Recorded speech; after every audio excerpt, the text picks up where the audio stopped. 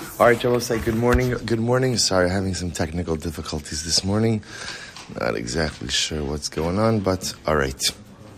Anyway, let's begin by thanking all of our sponsors. To thank our TALMUD TORAH sponsors for the month of Adar Beis, to thank the Schwarzbaum family for dedicating all the Shumer Joshos this month in memory of Rabbi Aaron Schwarzbaum, Aharon Yosef ben Meir, Leah Sol, zechus of her daughter Ilana Bas Esther's successful surgery, the complete refuah sheleima, and for the safe return of all of our hostages and the hatzlacha of our soldiers.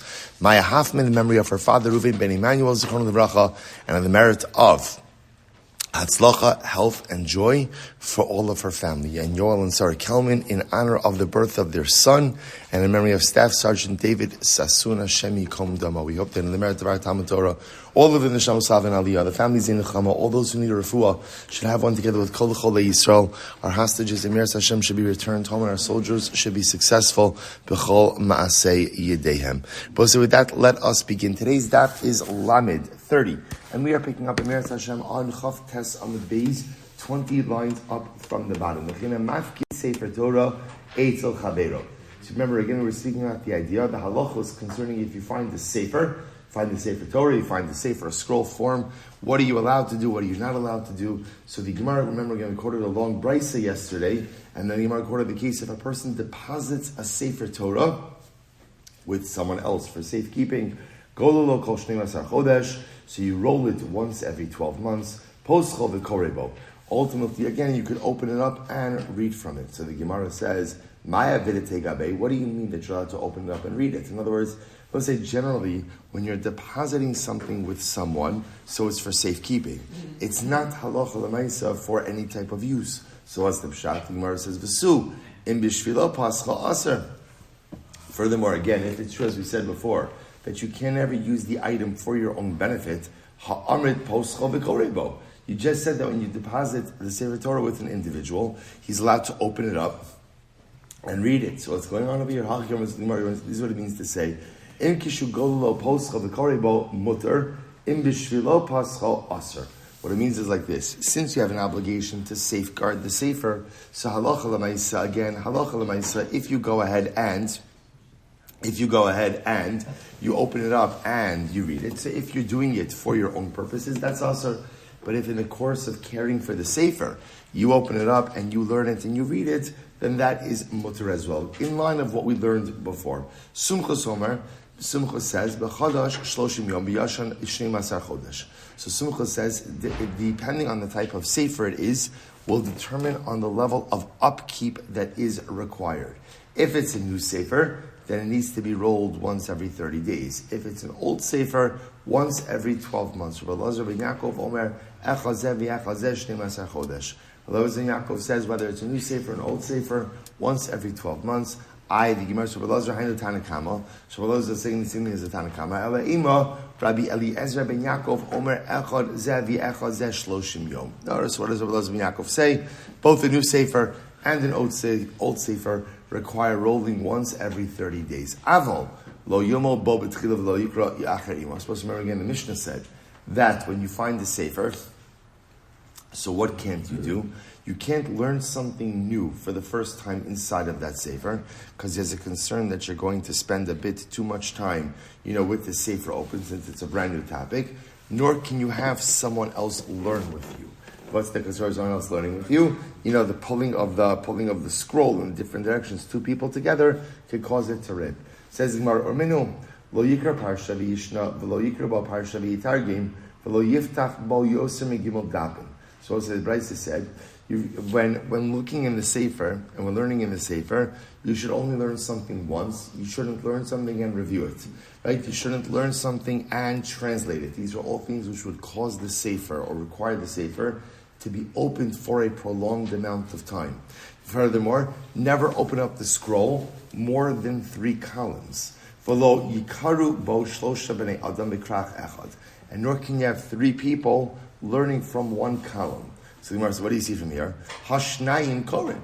That what you see from here is that halacha l'maisa sounds like 2 people can learn from the Sefer at the same time. Rabbi Elokashya kan be'inyan echad It's not a contradiction. One is talking about in two topics, one is talking about in one topic. What does this mean? So we'll say what you can't have is two people learning from the same topic, i.e. the same column. That's where there's a concern that what's going to happen. They're both trying to see the same thing. So because they're both trying to see the same thing, what's going to happen? They're going to end up pulling the scroll in different directions, and you can end up ripping it. If, however, they are looking at two different columns, that means the sefer could be open. Not three columns, because you can't have a sefer open that far, but two columns. You could open it up a little bit. Then halacha l'maisa, that is mutter. Because again, we're not worried about any type of ripping that may occur in the sefer. Incredible. Let's go back there. Says the Gemara. Furthermore, again, if you find an article of clothing, you have to shake it out. You have to shake it out once every 30 days. The Gemara says, "L'meimra dinir malila." Is that to say that shaking something out, that shaking out a garment, is beneficial? Rabbi Yochanan says, "Mish yesh lo gardi v'soch beiso yinar ksusa b'chol yom." Rabbi Yochanan said that if halacha l'maisa, if you have a weaver living inside your house, then halacha l'maisa, you could shake out the weave, you could shake out the garment every single day. It wasn't letting me edit the daf number. I don't know why. So the Gemara says, see, what do you see from here? You see from here that halacha l'maisa, going ahead and it didn't work. Going ahead and shaking out a garment every day doesn't work. To which the Gemara says, "Amri b'chol yom kashile echal shloshim yom malile." The truth is that halacha l'maisa, going ahead and doing it every day is difficult. It's not good for the garment, but doing it once every 30 days ultimately is good for the garment. So again, possibility one is shaking out the garment every day is detrimental. Shaking out the garment ultimately, again, once every 30 days is beneficial. Okay? The other possibility is, the Gemara says, other possibility is one is by hand and one is by stick. Meaning what? That shaking it out by hand is beneficial. Kind of hitting it with a stick and causing it to get aired out like that, that's detrimental. The other possibility is lokashya, habida amra, habida kisna. It could also depend on the material of the garment, wool versus linen. Okay, good. Shabbos says, so now what's going to happen over here, since the Gemara quoted Rabbi Yochanan, the Gemara is going to quote some other pieces of Rabbi Yochanan, kind of like other pieces of life advice from Rabbi Yochanan. So the Gemara says as follows, I'm Rabbi Yochanan, Kased de Harshin, velo Kased de Poshin. This is a fascinating Gemara.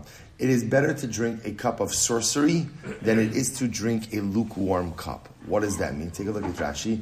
Kased de Harshin, Rashi says, Noach lishtos kos shal machshefos mikos shal mayim poshrin. So, it is better to go ahead and drink a cup that literally, again, was used for incantations, for sorcery, than it is to drink a cup of lukewarm liquid. So apparently lukewarm liquid, lukewarm water, is incredibly detrimental. Furthermore, there's only said in a metal utensil, but an earthenware utensil is not a problem. Furthermore, again, even in a metal utensil, that's only if the liquid was never brought to a boil. But if it was brought to a boil, even if it subsequently cooled down, it's not a problem. Furthermore, again, this is only when, let's say, it's just plain water, right? And there were no additives added into it. But if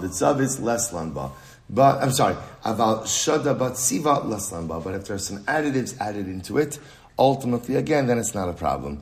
He'll say, it was very taken by this Gemara. Just thinking of this just a moment. What essentially Rabbi Yochanan is saying is the worst thing in life is a cup of lukewarm liquid. Worst, right? He'll say, what's the pshat with something that's lukewarm? What's the pshat with something that's lukewarm? As they say, nishtahin, nishtaher. Right? It's not hot, it's not cold. He'll say, meaning it doesn't take a side. It doesn't identify with anything specific. It's kind of in the middle. It's just floating around. It's not too cold. It's not too hot. It's nothing. It's nothing. Rabbi Yochanan says, you know what? The worst thing in life is a lukewarm cup of water. You know, at least if it's a sorcerer's cup, you know what you're dealing with. You know what it is. And when you know what you're dealing with in life, so you can go ahead and navigate it. The lukewarm cup, it's it's not aligned with anything. It doesn't stand for anything. It doesn't take a stand principled position this way, that way. It's kind of just in the middle. And I will say, how many times in life do we take just a tepid, lukewarm approach to existence? I do what I have to do, right? I get by. I don't push myself, right? I don't exert myself. I don't really engage in anything that's all that difficult. I do what I have to do to make it through. Whether it's I do what I have to do to make it through my marriage, I do what I have to do to make it through my career, I do what I have to do to make it through my Yiddishkeit. Everything is lukewarm. It's not hot, it's not cold. Rabbi Yochanan says, terrible. Sometimes in life it's better to crash and burn because you made a mistake, because at least you know where you're holding, rather than to go ahead and be that cup of lukewarm liquid. Because you know the incredible part about being lukewarm? You could be lukewarm for 120 years. You can be lukewarm. Most people, I think, exist in this world as a lukewarm cup of water. You could get by. You could be just fine. But you fail to fully accomplish. Such an incredible Gemara. All right, let's go weiter. Rabbi Yochanan. Misha knows great Gemara over here. Misha haniach be tziva. I'm sorry, I lost the... Sorry, Rabbi Yochanan, I'm sorry. Misha haniach lo aviv mos harbe. Sorry. Somebody's father left him a large fortune. V'rotze la'abdan. And you want to lose your money. Somebody just said this to me yesterday. They said, if you want to make a big fortune in Eretz Yisrael, what do you need to do? Sorry, if you want to make a small fortune in Eretz Yisrael, what do you need to do? Come with a big one. I come with a big one. I said, you're not allowed to say stuff like that, because the truth is you're not allowed to say anything negative about Eretz Yisrael in general. Even if it's a joke, you're not allowed to say it. That's the Hy'd HaMeraglim. And the Gemara says as follows. So the Gemara says, but what happens if your father left you a large amount of money and you want to find a quick way to go ahead and use up all that money? What should you do? Now I will say, by the way, you look at this and you say to yourself, that is the most ridiculous statement in the world, right? Who would ever inherit a large fortune and want to go ahead and squander it? So I will say, just understand that it sounds crazy. We do this every day. Every single morning I wake up, Moda'ani lefanecha melech hayvik hayom, shechazarta bi nishmasi. Kadosh Baruch Hu, you've just given me an incredible fortune. I have a neshama. I have a fresh start. I am b'tzelem Elokim. I have a nitzutz Elokim mima al mamish. I have all this stuff. I have a great fortune. And I will say, what do I often do over the course of the day? I squander it.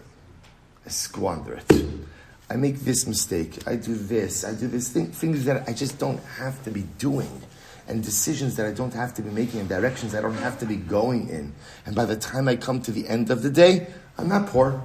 But what started out as a great day of fortune, unfortunately, so much of that has just been squandered with pettiness, with silliness, with foolishness that didn't need to be done. So I both say, and then if I were to take a step out of myself and recognize how foolish I'm behaving. Why do I get engaged in the small, petty, interpersonal stuff? Why do I go ahead and engage in behaviors that I shouldn't be engaging in? Why do I do the things that I shouldn't be doing? I got such an incredible fortune at the beginning of the day, and now by the end of the day, unfortunately, I've wasted so much of it. It's so incredible, I will say. Sometimes, when we look at things outside of ourselves, we're like, oh, that's crazy, that's ridiculous. And then I realize, I guess I kind of do that as well. Tremendous Moshe. So, if you inherit a lot of money and you want a quick way to go ahead and squander it, what should you do? Number one, Yilbash B'gei Pishtan, wear linen clothing. Yishtamish B'kli Zechus, use glass utensils. The Yiskar Pol and Vayishewan. Hire workers and don't watch them. Don't oversee them. Now the Gemara says, what does this mean? Yilbash B'klei Pishtan, B'kisna Romisa. So first of all, the linen clothing is talking about Roman linen, which apparently was very fine, but was used up very quickly. Hisham Shekli Zechus, utilize glass utensils. Bizukisa Chiyurta, this white glass, which apparently was very fragile. The Yiskar Polim Vayeshem, hire workers and don't sit with them. Targuma, top of Lamed, Biture Dinafish Psidaihu. Specifically, a team of oxen. If you hire oxen, you hire a team of oxen. You have a team of oxen and you have workers. So I will say, oxen you have to be very careful with. Rashi points out why. Oxen were often used for plowing, even in vineyards. Where in any field though, but it sees Rashi's examples in vineyards, what happens if you don't pay attention to the oxen, to where they're going? They veer off, and they could ruin the vines. And that's why they're not planting it, but they could destroy the fields. So the idea over here is there are certain types of workers that you really have to babysit. Certain types of workers that you really have to be on top of. So we'll say, halacha ma'isa. We'll say, by the way, what you also begin to see is like each of these also represent different areas of life, right? Your clothing, if you don't oversee, if you don't really pay attention to your gashmius could overtake you, right? Your cup, your glass, perhaps again that could even refer to your consumption, right? If you're not careful with your consumption, that could go ahead and overtake you. Ultimately, again, the Torah. So it's the same idea also. The oxen also represent like animalistic things, gashmias things. Seems to be that the common theme over here is if you're not careful with your gashmius in this world, with your clothing, with your glass, and with your oxen, it could easily overtake everything and become the primary pursuit in your life. So you begin with a fortune of ruchnius. Gashmius is beautiful if used in moderation, but if the gashmius ultimately again becomes the primary pursuit of your life, you could go ahead and ruin and lose that entire beautiful fortune. Incredible. So much in today's daf. Let's go back to Rabbi Shmuel Silber, 38, second line down. So we'll say, so remember again, what happens if you want to go ahead and you want to air out the garment, right? And you want to go ahead and do it for the benefit of the garment and for your benefit. I was supposed to say, so it's mutual benefit. So is that permitted? So Tashma, shotcha litzarka. So the Mishnah said, you can air out the garment for the benefit of the garment. Litzarka in, ha litzarka lo. So we'll say, for the benefit of the garment, yes, but for my benefit and the garment's benefit, you can't do. So in other words, we'll say, sounds like from the Mishnah, mutual benefit is aser. Look at the end of the Mishnah. And the Mishnah says you can't go and utilize the garment for your own honor, for your own benefit. So we'll say, it sounds like when can't I use the garment? For my own benefit. But if there's mutual benefit, it should be mutter. The Gemara says you're right. From the Mishnah itself, you can't really glean any conclusion. So Tashma, lo yishtechena lo agabi mita v'lo agabi magud litzarcha. Aval yishtechena agabi mita v'agabi magud litzarcha. So we'll say, so what's the halacha? If you're holding onto a garment, you can't spread it out on the bed or on a peg. Ultimately, again, for your own benefit, but you can't do it for the benefit of the garment. Nizdamnu lo orchim. Let's say I have guests who come over. Lo yishtachena lo agabe mita v'lo agabe magud bein litzarcha. So we'll say, interestingly enough, if I have guests over, I can't spread out the garment on a bed or on a peg, whether it's for my benefit or for the garment's benefit. So the Gemara says, shiny house in that case is different. Why? The mikla kalila.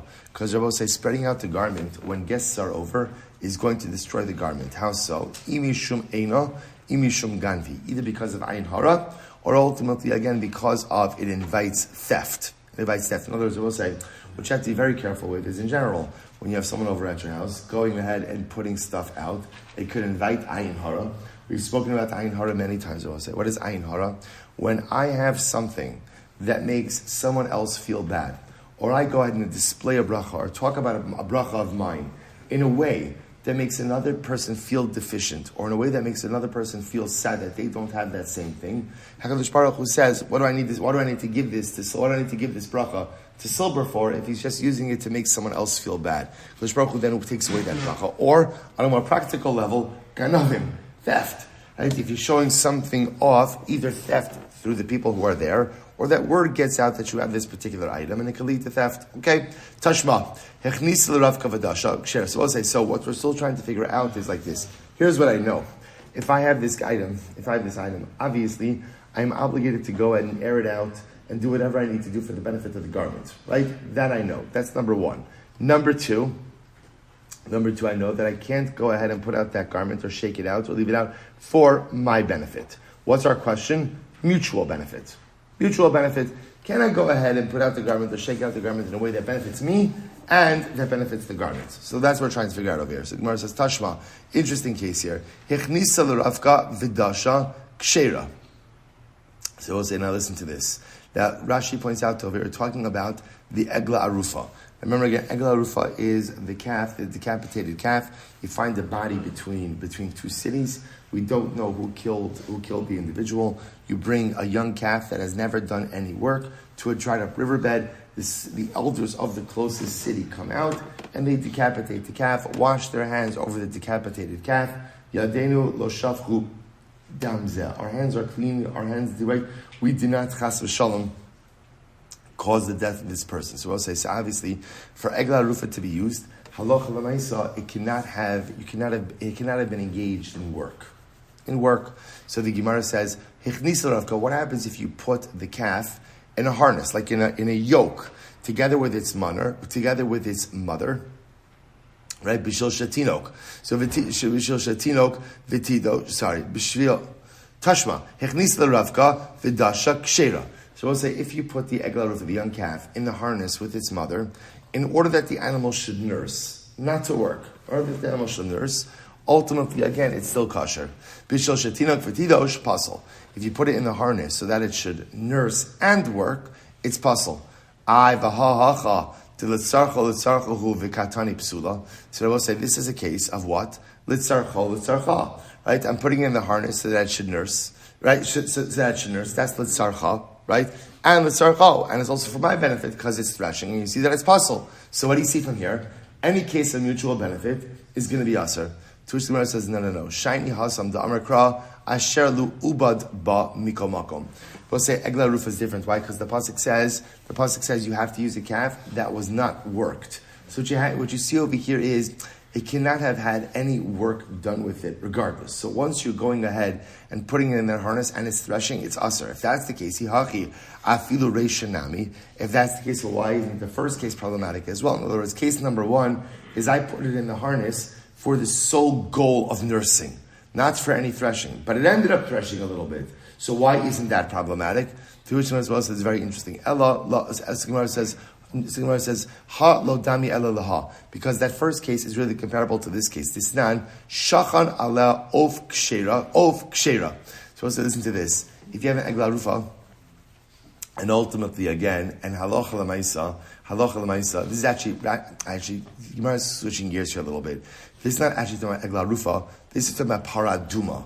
But the truth is, paraduma and Egla Arufa have a similar halacha, and that's what?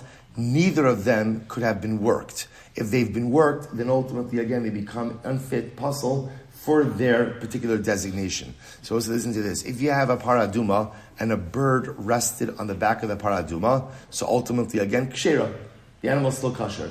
Now what's the novelty in that? Even though when the bird lands on the back of the paraduma is supporting its weight, so to speak, nevertheless, it's still going to be kosher. Allah zachar, however, again, if a male animal mated with it, then psula, it's going to be pasul. Now, what's the pshat? So the Gemara says like this. The Gemara says, my taima, kidra papa, damra papa, listen to this. Iksiv ubad, vikarinan ubad, hava amina filo amamela. And I will say, if the pasuk would have said ubad means work was done with it. So if the pasuk would have said ubad, and we would have read it as ubad, then what? Hava amina filo amamela.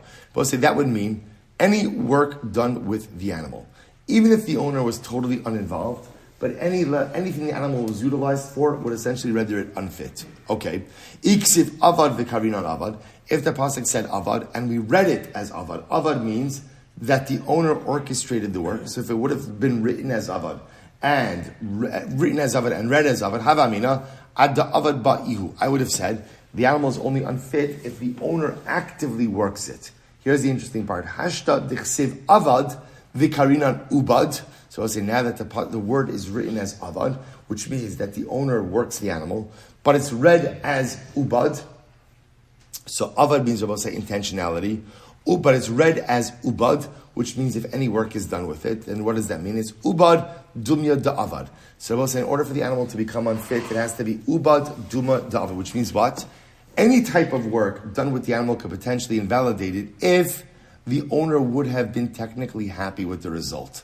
Ma'avad denechale, af ubad denechale. So Rabbi said, just like avad ultimately again means that the owner wants it, so too ubad means that the owner wants it. So Rabbi said, what comes out both for paraduma and egla rufa is like this.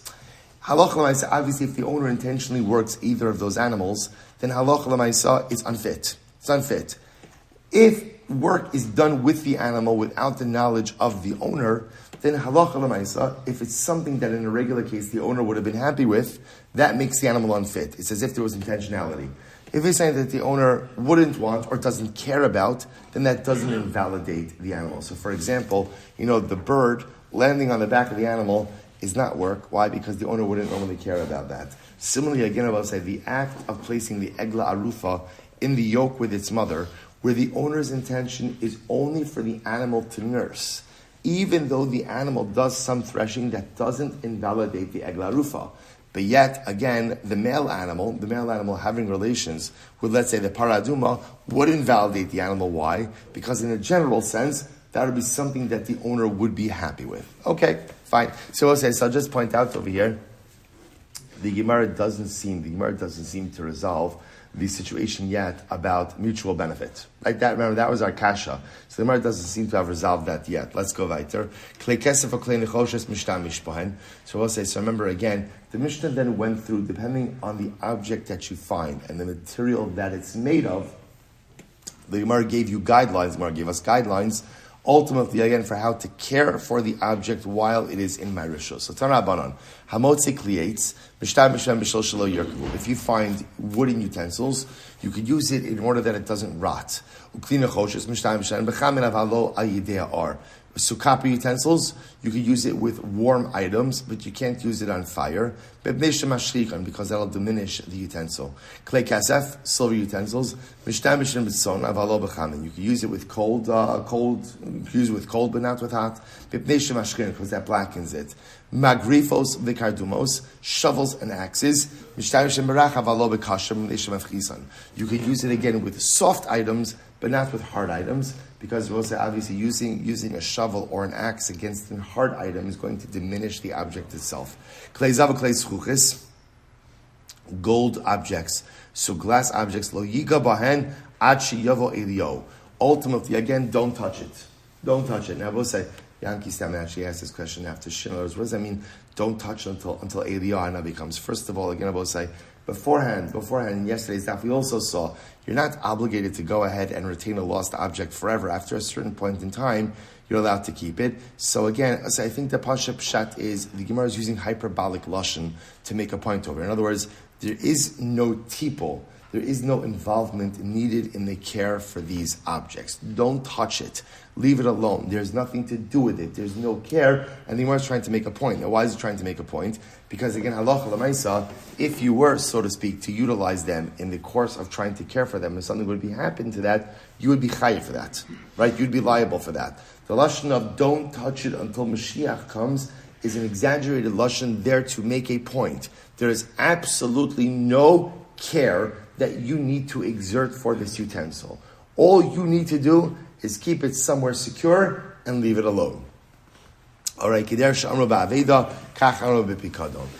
the same halachas that apply to finding and caring for a lost object also apply to caring for a pikadon, a deposit. The Gemara says, pikadon, Maia videte gabe. I'll say, what are you talking about? By a pikadon, I will say, in other words, we'll say when someone deposits something by me, I have one simple job. What's my job? Keep it safe. Keep it safe. Who says that as a pikadon that I have any obligation of maintenance of the object? To which the Gemara says, no, what's the case? No,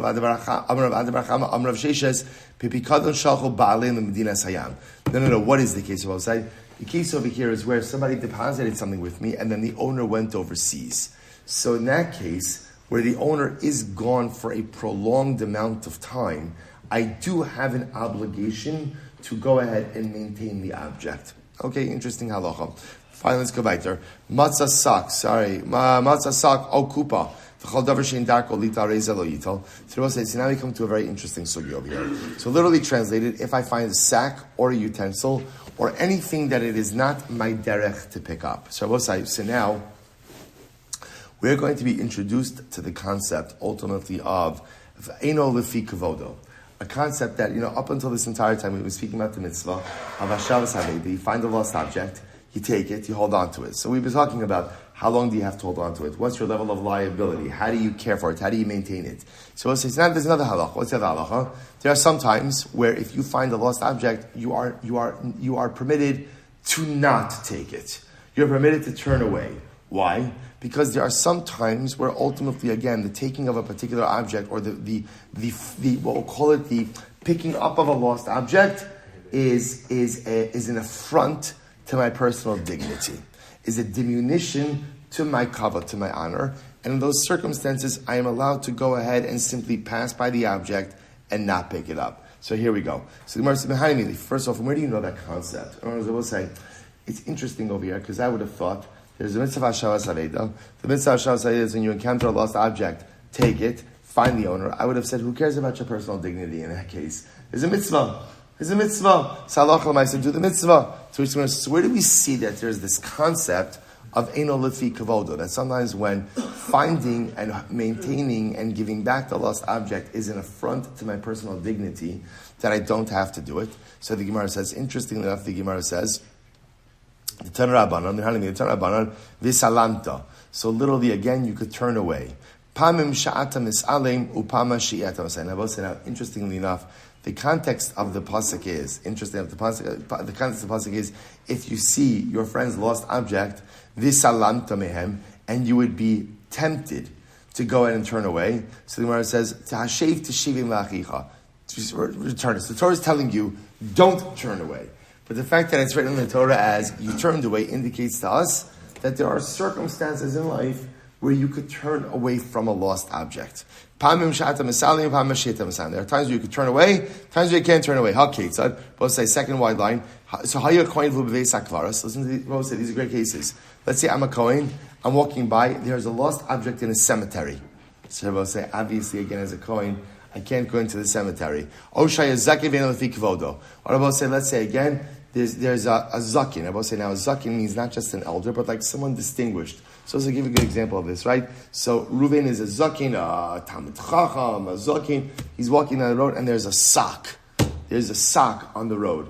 So I will say, so bepashtos, it's not bakavadik for the zakin to pick up a sock, right, on the road to try to find the owner. Oh, shaisa malacha shalom meruba mishal chavera. So we'll say it's an interesting case. Or what happens? Let's say again, my time, what I do for a living is worth a lot of money. So we'll say, so what's going to happen? If I have to start with an aveda, it's going to lose time that I could be on my profession.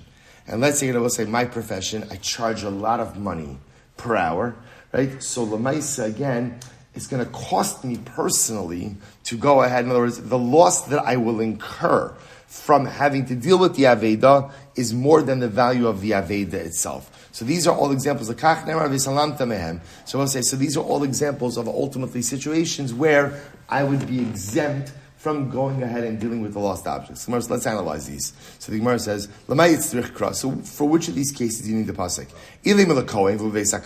So we're talking about a case where there's a lost object in the cemetery, and the kohen comes across it. We'll say, I don't need a pasuk for that. Pshita. It is obvious that the kohen does not have to go into the cemetery to retrieve the lost object. Why? Hai asay, v'hai lo sasay, v'asay. I will say, retrieving the lost object is a positive commandment, right? Hashay teshivim la'achecha. Right? Ultimately, again, there's a positive mitzvah to go and return lost objects. For a kohen becoming tamei, I will say, there's when a kohen becomes tamei, there's a prohibition and a positive commandment. The positive commandment is kidoshim tiyu, and the prohibition, Rashi says, is lenefesh lo yitama. So, of course, again, v'lo asi aseh v'dachi es lo saseh v'aseh. So obviously, a positive commandment of Hashavas Haveda cannot set aside the positive commandment and the prohibition of not becoming Tameh.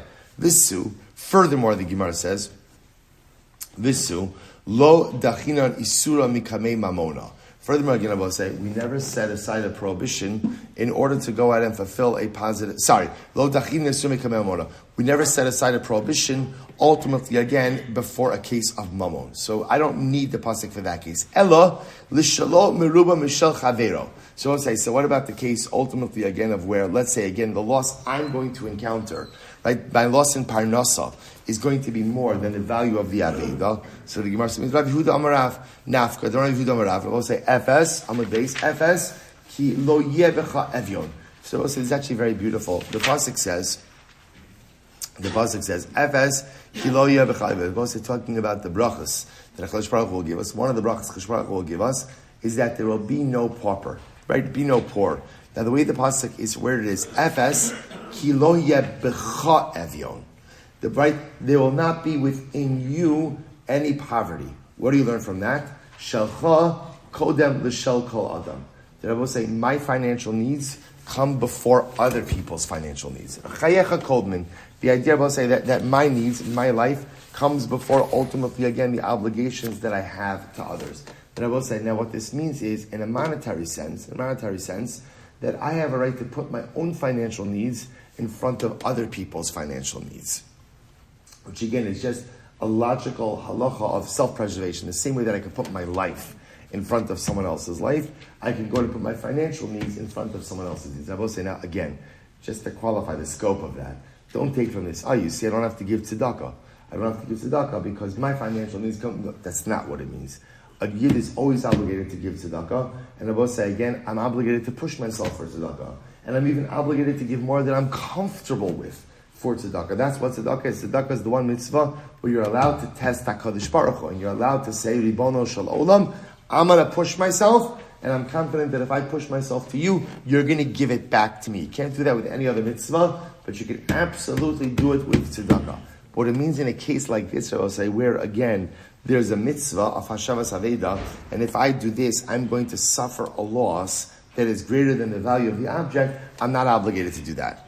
That I'm not obligated to do. Halacha l'mayis again, if by doing the mitzvah of Hashavas Aveda, I'm going to lose time, which is money. Not just time is money in general, but again, there is a quantifiable loss that is greater than the value of the lost object. I'm not obligated to do that.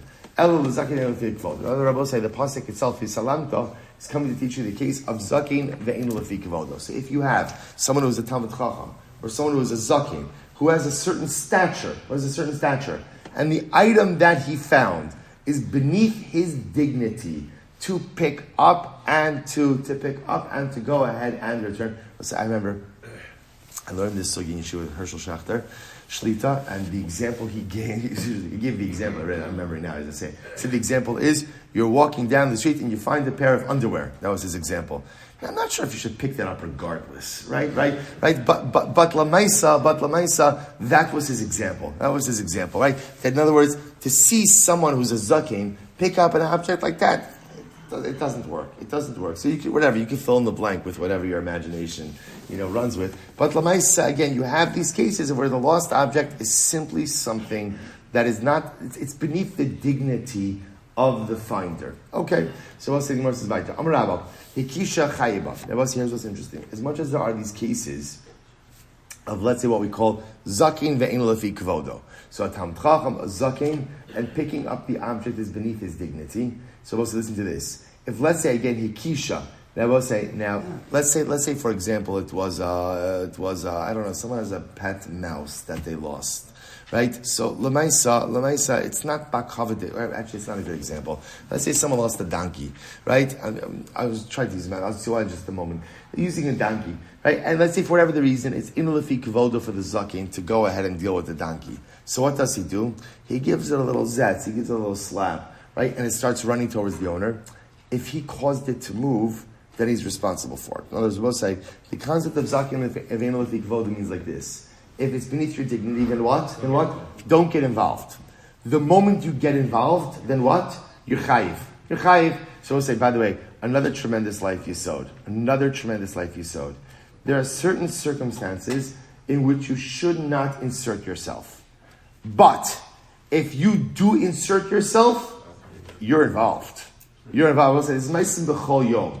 Right, where people they see something I know that I should not get involved in this, and then they stick their pinky toe into it, and or offer an opinion or offer a hatzlacha, and then this and I shouldn't get involved. Oh no, right? Once you invite, yes, there are certain things. Keep walking. Do not insert yourself into this. But once you do, you're in. And once you're in, do not try to extract yourself by saying, not my problem. So, zaken ve'en lefi kavodo, okay, you don't have to get involved. You give the animal a little zest, and now you're in. You're in. You got involved, you're involved. Abaye, Havi Yosef kamei de Rabba. So I'll say Abaye was sitting in front of Rabba. Chazal lahanach izi dekaini. So I'll say he said that there were a bunch of goats, like a group of goats, a chevra of goats that apparently were lost. So what did he do? Shakal kala b'shadre. He took a clod of earth and he threw it at them, causing them to move. Amarlei. So Rabbi said to him, Echayvis buhu. Right? Kum adrinu. Now you're responsible. You caused them to move. You got involved. Now that you got involved, ultimately, again, go and find the owner. Incredible. Ibailu, what's an interesting case over here? Let's say there's a zucking, but we'll just call him zucking, right? And he finds an object, and it would be the kind of object that if he found in the fields, he would be obligated to return. But if he found it in the city, it would be beneath his dignity to go ahead and return it. So what's the chiluk between the field and the city? In the field, no one sees the zaken, and ultimately, again, in the city, people do. So let's use the sock, right? The pair of socks. So a zaken would not stop in the city to pick up a pair of socks. That would be beneath his dignity. But in the field, where no one sees him, what's the big deal? So let's say, so now what's the shayla? So what's the halacha in such an item like that? Does he pick it up or doesn't he pick it up? So on one hand, we say, look, since halacha l'maisa, he wouldn't pick up this type of object in the city. Therefore, again, even in the field, he's exempt. Or I will say, maybe again, since in the field, he would have picked it up. And since he would pick it up in the field, he should be chayiv to return it to the city as well. To which the Gemara says, Teku. Okay, we'll have to shelve that one. Amar Rava, Kol Shebishalom Machzir, so Bishal Chavero Nami Machzir, the Chol Shebishalom Parik V'Toim Bishal Chavero Nami Parik V'Toim. So it's an interesting case over here. Any situation, I will say, literally again, any situation, look at Rashi for just a moment over here. Yeah, okay, fine. So it's no Rashi. So Kol Shebishalom Machzir, Bishal Chavero Nami. So I will say anything that in your own object would be returned, you would have to do the same for your friend. Any situation where in your own circumstances, Parik V'Toim, we'll say Parik V'Toim is Prika Ti'ina, means the obligation to unload and help to reload an animal. B'shel Chavera Nami Parik V'Toim. Okay? Rabbi Shmuel Silber, listen to this, well, it's a great case. Rabbi Shmuel Silber, Hava Ka'azil Ba'archa, was traveling once on the road. Paga Be'ahu Chavra, he met a guy. Sahava Dari Pischa, the guy, the Ofi. So I will say ultimately again, so the guy was carrying, Rabbi Shmuel Rabbi Yossi is traveling on the road, he meets a guy, we'll just call him Guy. Guy is carrying a load of wood on his back. Okay, fine. So what happens? Ozvinu, V'kam Misbach, Amarle Dalili. So now the guy took off his load to rest a little bit. Now he wanted to put back his load of wood back on his back. He turns to Rabbi Shmuel, and it's Rabbi Shmuel Rabbi Yossi, can you help me reload? Right? Can you help me put it back on my back? So I will say, so now apparently Rabbi Shmuel Rabbi Yossi felt that this was Eino Lefi Kavodo. He felt that this, I will say, I just want to point out, the dignity of a Talmud Chacham, right, the kavod of a Talmud Chacham is not his own. The kavod of a Talmud Chacham is the kavod of Torah, the kavod of Torah, which means that there are circumstances in which a Talmud Chacham is not permitted to forgive his kavod because he's not forgiving his kavod. He's forgiving the kavod of Torah. He's forgiving the kavod of Hakadosh Baruch Hu. So it's just important to understand this is not an ego thing. It's not an ego thing. This is a Talmud Chacham being conscious and aware that he is the ambassador of Torah and as such has to conduct himself the same way that a Talmud Chacham is not permitted to walk around with a stain on his shirt. Right? Is not permitted to dress a certain way. He's not permitted to conduct himself a certain way. Why? Because his kavod is not his kavod of Torah. So we'll say, so now this guy asks Rabbi Shmuel Rabbi Yossi, can you help me reload the wood on my back? Shmuel Yossi is like, this is probably not a good idea for me to do this. So I'll say, listen to what he does. It's incredible. Amarle, Kama Shavin. So Rabbi Shmuel Yossi says, tell me, how much is the wood worth? Amarle, Palga de Zuzah. Half a zuz. Rabbi Shmuel Yossi says, Yoivle Palga de Zuzah. Rabbi Yossi gives him half a zuz. You know, let me just buy it off you. Right? Let me just buy it off you, and I'll buy it off you. That Rabbi say again. That way, Rabbi say, see, what's the beauty in this? The beauty in this is Rabbi Yossi doesn't want to say, oh, no, I can't help you. He doesn't want to do that. On the other hand, he also can't compromise the covet of being a Talmud Chacham. So he figures, you know what? Let me just buy it. What does he do after he buys it? It's a relatively small amount of money. The Afkara, he made it hefker. Now, said, now why does he make it hefker? He doesn't want to make it look like he's trying to benefit from this transaction. So he makes it hefker. So listen, now watch this. Hadr zachabahu. So Rabbi say, the guy says, this is givaldik. Right? So what does he do? He got a half azuz for the wood. Now it's hefker. What does he do? The guy reacquires it. He goes back to Rabbi Shmuel Silber and he says to him, do me a favor, can you help me reload the wood on my back? So what does Rabbi Shmuel do? Hadr yav le'palga. Rabbi Shmuel says, you know what? Let me buy it off you. Now, I just want to point out over here, right? The guy is not a bad guy. He just what? He doesn't know what's going on over here. So he figures, okay, right? He bought it. He's mafkir it. I will say, tremendous haskell. Don't expect people to know what your intentions are unless you tell them. Both sides. How often does it happen in relationships? Again, whether it's a marriage, whether it's friends, I expect people to know what I'm thinking. Right? When one of my kids was little, he used to it was actually my oldest daughter, when she was a little girl, she used to have this game. When the game was, tell me what I'm thinking. She'd say, Tati, tell me what I'm thinking. So I was like, so, you know, the funny part is, it's cute as a kid. But sometimes we become adults who play this same exact game as well. Tell me what I'm thinking. Tell me you should. If you love me, you should know what I'm thinking. No, I love you very much. But the spirit of prophecy ended with the destruction of the second Beis Hamikdash. Doesn't make a difference how much I love you. I still don't know what you're thinking. And I will say the incredible part is we so often get into interpersonal conflict because we think that people should know what my intentions are. So we'll say that's the most skill of this story. He has great intentions. I don't want to get involved in compromising the dignity, but I don't want to make a big thing. So let me just buy it, and I'll be mafkir because I don't want to benefit from it. Meanwhile, the guy is like, I have no idea what this rabbi is doing, but hey, I might as well chop right over here. Like, this is fantastic. He's buying mafkir. This is fantastic. So second time around, he's ready to reacquire it again. So the Gemara says, Hadar yav le'pal, go to Zuzah va'afkara. So I'll say, so Rabbi Shmuel Silber does this again. He buys the wood off the guy and is mafkir it. Now this time, Chazi dahava gabay le'mehadar le'mizkibahu. He sees the guy coming to reacquire the wood. Amar lei lekule ama afkarinu ulecha lo afkarinu. Sir Shmuel says to the guy, here's the way it works. This wood is hefker to everyone but you. No wood for you. So the Gemara says, I don't understand. First of all, does that work? Does that work to make something hefker for everyone but one person? Vatnan, Beishamai Orim hefker, la'aniyim hefker. So we'll say, Beishamai is like this. If you make something hefker only for the poor, it works. That's Beishamai. Beisilo Orim Eino hefker. Beisilo says, no, it's not hefker. Achi hefker, la'aniyim ula'ashirim kishmita. Beisilo says, that's not how the mechanism of hefker works. Hefker only works if you make it hefker for everyone. But if you just make it hefker for someone but not for everyone, it doesn't work. And I will say, obviously, we paskin like Beisilo. So hefker only works if it's hefker for everyone. So the Gemara says, really right. And Rabbi Yossi made a hefker for everyone. I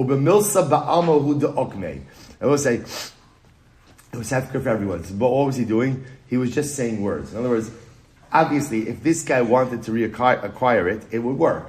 But he told him it's not hefker for you in order to kind of scare the guy off from going in and acquiring it. What's going on over here? Sigmar says, but I don't understand. Why did Rabbi Shmuel Silber have to do this whole thing? Let him just say, hey guy, I'm sorry, I can't help you. I'm a zakein, and it's inu lefi kavodi. Just say it. It's hatzlacha. Why do you have to go through this whole thing? Buying it, mafkir, it's hefker for everyone but you. Just say, the halacha is, I wish I could help you, but I'm a zakin, and it's inu lefi kavodi, it's beneath my dignity. I mean, say it in a way that doesn't look arrogant, but lamaisa, but say it. To which the Gemara says, you're right. Rabbi Shmuel Yossi, Lifnim Meshuras Hadin Huda. Rabbi said, this is incredible. Rabbi Shmuel Yossi was going Lifnim Meshuras Hadin. Rabbi said, this is absolutely incredible. What does it mean to go Lifnim Meshuras Hadin? Lifnim Meshuras Hadin means to go above and beyond the expectations of halacha. So Rabbi said, there are expectations that we are obligated to meet. Basic and core expectations. Lifnim Meshuras Hadin means, in general in life, I don't want just to live up to expectations. I want to exceed expectations. That is called Lifnim Meshuras Hadin. The Gemara quotes the pasuk. The Gemara says, "The Tanna Rabbi Yosef, V'odata lahem, ze beis chayehem." So we'll say, actually, before we get into this, I'll just mention. Actually, let's read the pasuk. So we'll say the pasuk that the Gemara is quoting over here is V'zartem eshem es hachukim v'es hatoros, V'odatem lahem es haderech yelchu ba. This is Kashmach talking to Moshe Rabbeinu. You shall instruct them on the way that they shall traverse, that they shall walk on. Ves hamaisa asher yasun, and the actions that they will perform. So the Gemara says, Vodata lahem, you shall instruct them. Ze beis chayehem. We'll say ultimately again, what does that refer to? That refers to beis chayehem. That refers to teaching people parnasa. There's an obligation to learn a parnasa, to learn a way to support yourself. Es haderech, the pathway, zu gemilas chasadim. This refers to chased. Asher yelchu, ba, that they should walk on. Ze bikar cholim.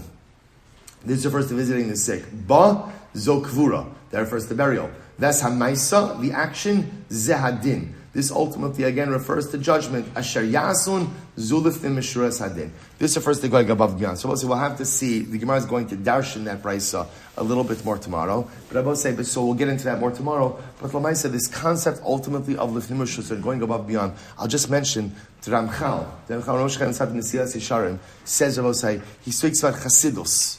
Chasidus. What does it mean to be a chasid? So the Rebbe says, a tzaddik is someone who lives up to expectations, right? David Schwartz knows, right? A tzaddik is someone who lives up to expectations.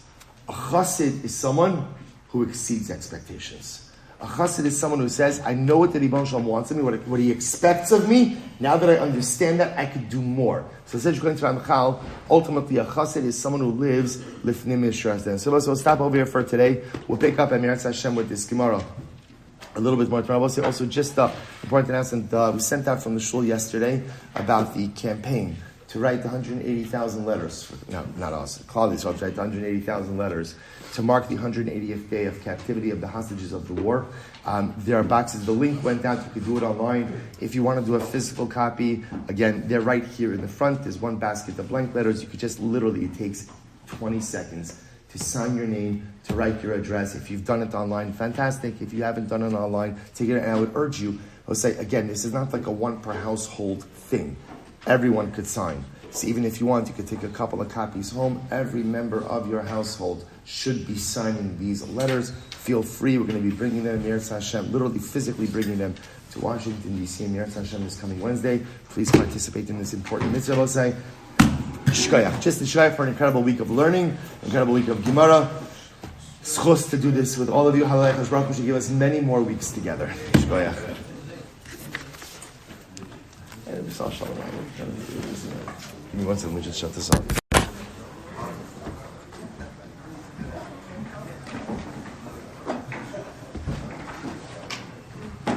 All right, Chevra Zoom, good Shabbos, everyone.